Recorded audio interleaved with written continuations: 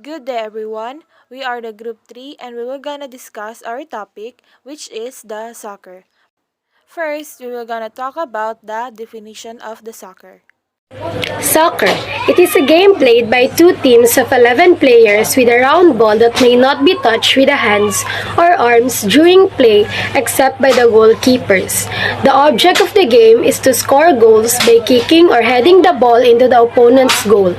Soccer or association football is unequivocally the most popular sport on the planet. The sport has an estimated fan base of 3.5 to 4 billion people globally, roughly half the human population, and is the most popular sport in most countries. Soccer is a pleasurable team sport that provides all-round fitness and can be used as treatment for lifestyle-related diseases. Men worry less when playing soccer than when running. Women, soccer creates pre-stories and helps women stay active. The nature of the game means that the players may be sprinting, running fast or slow, and sometimes may be standing around. Okay, let's move on to the history of soccer. Records trace the history of soccer back more than 2,000 years ago to ancient China, Greece, Rome, and parts of Central America also claim to have started the sport. But it was England that transitioned soccer. Soccer, or better known to the rest of the world as football, is one of the oldest sports in the history. Dating back to 206 BC, there are accounts of Chinese soldiers playing chuchu or kicking the ball to supplement their training regiments during the Han Dynasty. During the medieval period in Europe, particularly in England, games were played in towns that pitted rival squads against one another. This was called folkball. In 1863, official rules for football were drawn up to create an organized game in England. These rules formally differentiated between rugby, football association rules, or FA rules. The desire to breed uniform legos emerged. In 1872, the first Football Association Cup was played, and by 1888, a Lego was formed with 128 teams participating in some capacity. England's love for the game rubbed off on neighboring European countries, eventually making its way to South America. By 1907, there were 12 official Football Association Legos worldwide. FIFA, or Federation Internationale of Football Association, was established on May 21, 1904 by the 7 associations, and those are Belgium, France, Holland, Denmark, Spain, Sweden, and Switzerland. Gibuhat nila ang FIFA to promote the game of association football and to provide unity among national soccers. Since 1904, ang soccer ang pinakauna nga team sport na nasali sa Olympic Games. So wala pa basketball, volleyball, and during that time. So Canada won the first soccer in the Olympic game. In 1930, the year of the first World Cup, FIFA had reached 40 members. But due to an economic depression in Europe at the time of the World First Cup, many nations were not able to travel to Uruguay and compete. So, ang reasons nga nung daghan mga bansa ang wala nakakompete tungod sa travel expenses. Dili sila ka-afford sa mga tickets padto Uruguay ug daghan pod nagaduha-duha sa ilaha magsali og soccer. Today, there are 6 confederations under FIFA that govern specific region based primarily on the continent in which they belong. And these are, first, Africa. We have Confederation Africaine de Football. In Asia, we have Asian Football Confederation. In Europe, we have Union des Associations Européennes de Football. In North, Central America and Caribbean, we have the Confederations of North, Central America, and Caribbean. In South America is Confederation Sudamericana de Football, and in Oceania, we have Oceania Football Confederation. In total, there are more than 200 leagues worldwide. As the beautiful game of soccer continues to grow, it is important to reflect on how it all started and appreciate those who brought us the game we love. Rule number 1. Two teams must have 11 players each. So, sa 11 players, ang isa doon magiging goalkeeper, tapos yung 10 magiging outfielder. Wala. Rule number 2. The players are required to wear shin guard to protect their shin. So guys, ari ako ng example sa shin guard. So ang purpose sa shin guard na mapalas ang chance na ma-injured ka sa dula or grabe ang chance sa injury sa dula. So man ang purpose sa shin guard. Number 3. The goal player is the only player who can touch the ball with his hands. So so 11 ka players, so ang isa dito ay goalkeeper. So ang goalkeeper, siya lang pwede mag-guide sa bola, tapos mag-guide sa bola pag nasa sa ilahang penalty area. So ang 10 sila tong mga outfielder. The next rule of playing soccer is a goal is scored when the whole ball passed through the goal line, between the goal post and under the crossbar, provided that no fault has been committed previously by the team scoring the goal. So dere, maging counted lang ang score if na-shoot, then walay faults nga labag ang scoring team. Examples ng faults dira is tripping, jumping, tapos hitting with other players, or may gilabag sila na batas. Then the next rule is the team with the highest score of goals is declared as the winner. Kung sino tong may pinaka-highest nga score sa dalawa ka team, mao tong declared na winner. Then the next is if the team are tied at the end of regulation, the match will be recorded as a tie during the regular season. Kicks. Number 1 is penalty kick. It is when a player commits any foul with his own penalty box. So penalty kick is given to the attacking player which is attacked by the defending team. So if kunwari sa basketball na foul ko while ako ang nasa opensa, so nagaan ko free throw. Kung sa soccer, kung kunwari ako ang nag-attack tapos ma-foul ko or i-foulon ko sa kalaban, tagaan ko nila og free kick or penalty kick. Ang penalty kick is naana siya specific na spot which is the penalty spot. Ang kalayon nga nagikan sa goal post is 11 meters. So tapos dili pud ka bantayan sa inyong kalaban, kundi ang magbantay lang is tong naalang sa goal post sa kalaban para kung makascore ba mo o dili. Next is corner kick. It is when the ball goes out of bounds over the end line and was last touched by the defending team. So kini siya murag gihapog sa basketball. Kunwari ikaw gagadalahag bola tapos ma-steal sa kalaban, tapos ma-swipe sa kalaban, tapos magawa siya sa murag sa court, di ba? Murag mag-restart mo, mag-adto ka dito sa may gawas tapos mag-hold na pod para i-restart ang dula. So mao gyapon na siya sa soccer.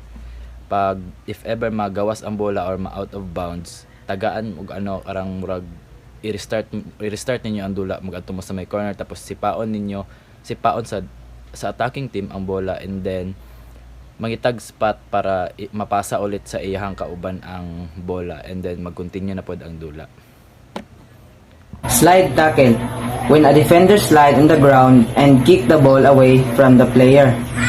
To complete this move, a player slide on the ground next to their opponent and extend their leg to hit the ball and effectively kick it away. For example, as the striker speed fast with the ball, Jones went for the slide tackle to try to prevent a goal. So ang slide tackle is isa siya ka technique sa soccer para mailog or ma-kick away nimo ang bola palayo sa inyong goal para dili maka-score ang kalaban. For example, ang imong kalaban is hapit na sa inyong goal tapos feel nimo na i-kick na niya ang kanang bola.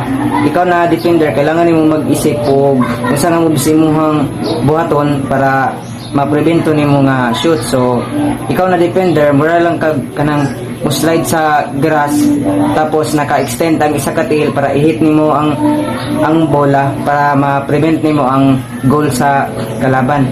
Pero dapat paspasad ka para maapsan nimo ang opponent nga naga-dribble sa bola. A slide tackle is legal provided it is performed safely without endangering your opponent. Controversial man gyud siya na move na pwede ka ma-foul na makakusog free kick sa kalaban, yellow card or ma-red card baka once na dili bola ang imong matamaan or ma-direct contact nimo ang lawas sa kalaban kay wala ta kabalo kasi madagma siya kay mabitik sa imong tail tapos mag-cause to siya og kanang injury. So may penalty. So provided yun siya na dapat mahimo nimo og tarong og kanang safety. Pero mas okay sa dang slide tackle, buhaton nimo siya kung ang opponent na nag-dribble is layo ang bola sa iyahang tiil para maiwas sa foul. Currently, recommendation for youth soccer league in the US adhere to FIFA regulation with the exception of slide tackle. So dito sa ilaha 10 pababa na age na sa mga player is bawal mag-execute aning slide tackle kay aside kailangan nila i-learn ang tama na pag-perform sa slide tackle para iwas na sa disgrasya na makita na to sa TV bisag nga pro player pag na sila nadyoy injury na kanang mahitabo. So kailangan yun siya learn. So maulang na ang slide tackle. Day everyone, a yellow card is used to warn caution a player to behave after an aggressive or non-deliberate violent act, and there is no immediately punishment. The referee can choose to give a caution or yellow card to a player for the following actions. So, unsportsmanlike behavior, this includes trying to trick the referee. First is arguing with the referee. Number 2 is fouling a lot. Number 3, delaying the game. Number 4, entering or leaving the game without informing the referee. So, if a player received 2 yellow cards in the same match, it could forming 1 red card. They are then dismissed from the pitch. So, players should avoid sa mga paglabag sa mga panununtunan ng larong soccer. So, any official on the field may issue a yellow card. The carded player will be removed from play for 2 minutes. So, what happen if a player get yellow card? In essence, or sa makatuwid, a yellow card is a given as a caution or warning.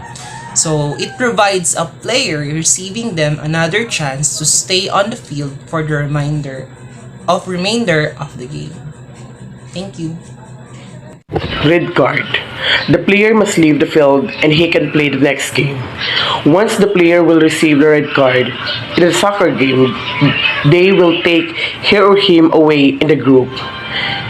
And after that, they are not allowed to play in the next game. 1 yellow card is a warning. It means penalty. The opponent are given a chance to kick a free ball. Then, once you can receive 2 yellow cards, it is equivalent to 1 card, which means 2 yellow card is equal to 1 red card. So you are not able to play on the next game and also in the next time.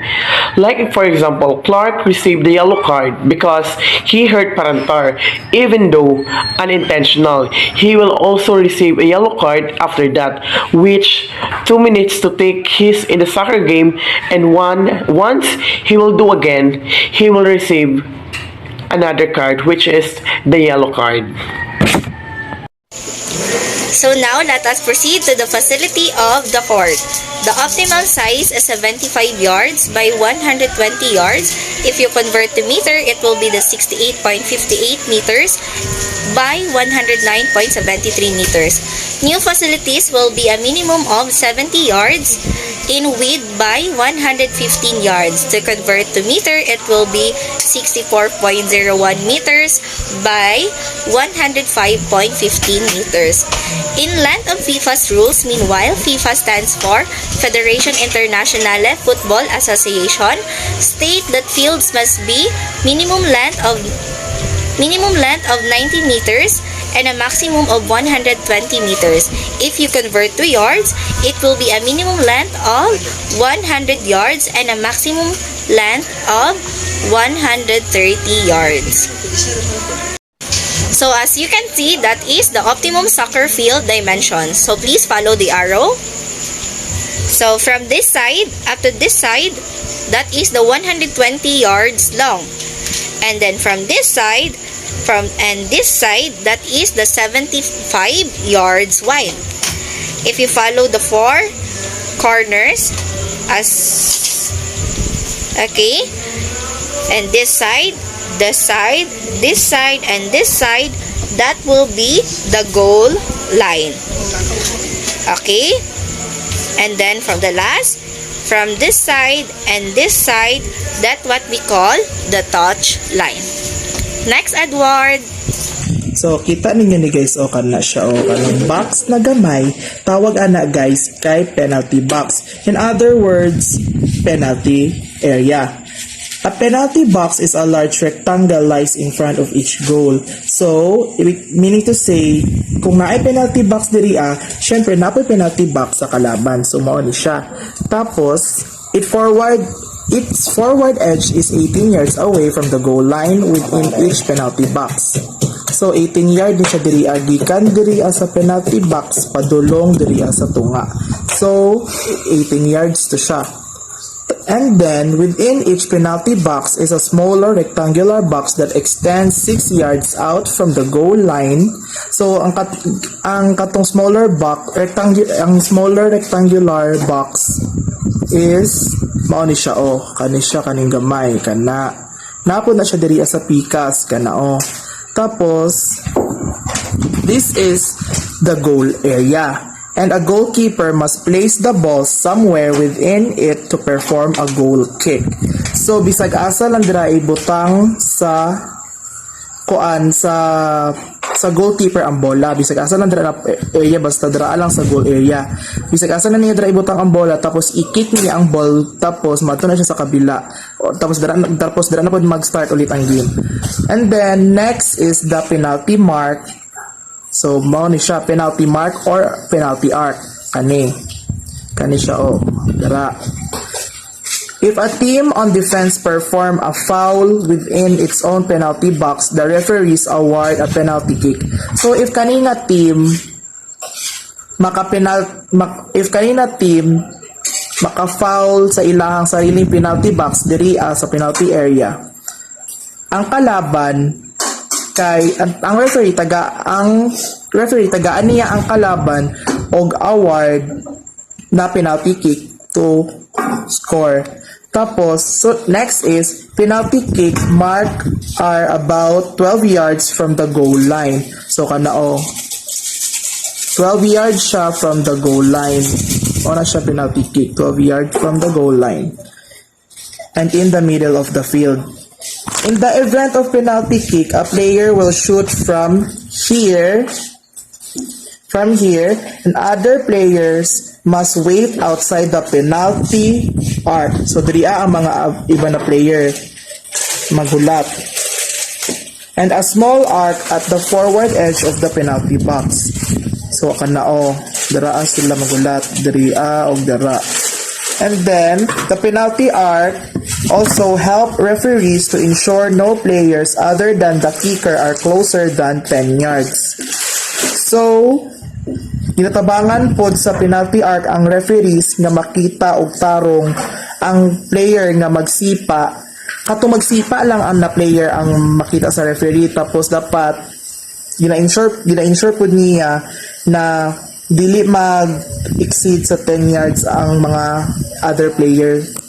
Tapos next is cut.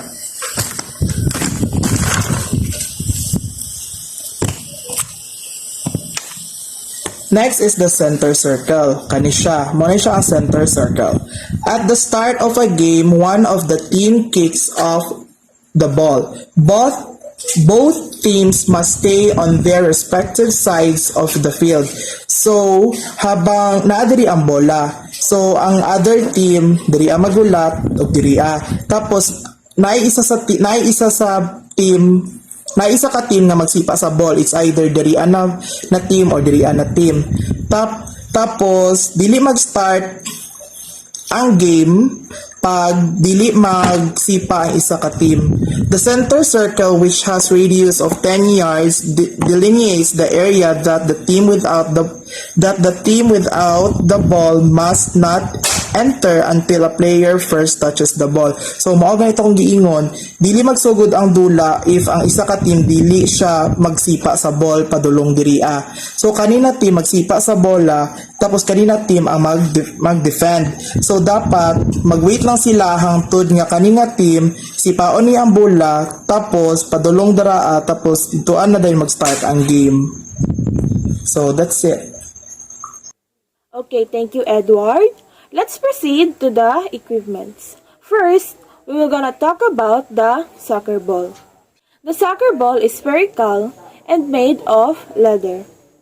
For FIFA soccer, or FIFA, the ball must have circumference of 27 to 28 inches and weigh between 14 to 16 ounces. However, there are other sizes that are used for different ages of kids competition. So, bali na siya kategory. Nga siya size 3, size 4, and size 5. Which is, ang size 5 kay ang standard nga size gyud para sa soccer. So, let's proceed to the size 3. Size 3. This is generally the smallest ball and is used for players under 8 years old. Its circumference is 23 to 24 inches. So, diri siya sa pangbata, bali, murag 23 hangtod 24 inches lang gid iya kay alangan dako kay ang bula tapos gagmay ang nadula. So, bali, murag kanang naasyay para sa iyang nga edad. So, mao ni siya ang size 3 for under 8 years old. Size 4, used for players 8 to 12 years old. It has a 25 to 26 inches nga circumference. So, diri, na, murag, na siya, nagasugod na siya og padulong siya sa standard. Pinaaman gyapon siya, kanang, para sa ingani lang gid siya nga edad. So, size 5. This is the standard size ball, which is, katong gaina, 27 to 28 inches. Is usually used for players older than 12. So, bali, kani dyan siya nga size, standard na gid ni siya, bali, kung magtanaw ka og mga soccer nga contest or bisag sa school lang nga kanang dual meet, ingana, or mga ball games, mao gid ni siya ang standard nga size. So, let's proceed to John Ray Adlawon. Soccer player uniform. It is a very important to use uniform in the competition. And we know that in the competition, there is a different uniforms. And alam naman natin na ang goalkeeper is nakaiba talaga yung uniform ng goalkeeper para malalaman na siya ang goalkeeper. And the uniform of the goalkeeper is very important dahil ito ang sentro sa mata ng mga tao. And so, the team must choose one of the color, the best color. And also, I choose color blue because the blue is represents the wave of the sea. And you know that the sea is, ang water is very important sa atin. And it is very strong to defeat the other teams. That's why, as you can see, the jersey, there is a number, there is the sign, and also nakalagay yung ninyo doon, at saka nakasuot kayo ng socks, jersey, and also lahat. Ang lahat ay tinatawag na kits. It is very important na dahil as a soccer player, alam naman natin na kailangan natin itong suotin upang makaligtas tayo sa injury or any circumstances that happened. That's why, as a player, we should know everything under it. That's why we need to protect ourselves. In the uniform, it is very important na kilalanin natin ang bawat isa natin upang malaman natin ang kahalagahan nito. And alam naman natin na ang uniform is nagsisimbolize sa isang team, unity. Na ang unity, ibig sabihin ay nagkakaisa tayo sa goal natin na mapanalo ang ating team. That's why by choosing uniform is very important to reflect each other teams, each other emotions, because that color is nagsisimbolize ng pagkakaisa. That's all, thank you. When you take everything the soccer players wear together is called the kit. The kit is a soccer team entire uniform from the jersey to the shorts to the socks and the cleats and shoes. Shin guards. Shin guards, also known as the shin pads, are required.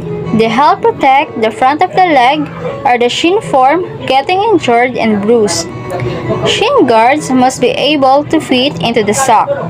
Goalkeepers and strike normally wear the lightest shin guards, but midfielders and particularly defensive players wear the heaviest, most durable shin guards. Fun facts about soccer. Adidas has supplied the World Cup ball since 1970. Each ball has a unique design and a name. The 2010 World Cup ball was the Jubilant. Shin guards were invented in 1874 by Samuel Widdowson, a player for Nottingham Forest. Professional soccer jersey often have the logo of the team sponsor right on the jersey. This advertising makes a lot of money for the team. The exact specification for the ball are defined in the law number 2 of the laws of the game.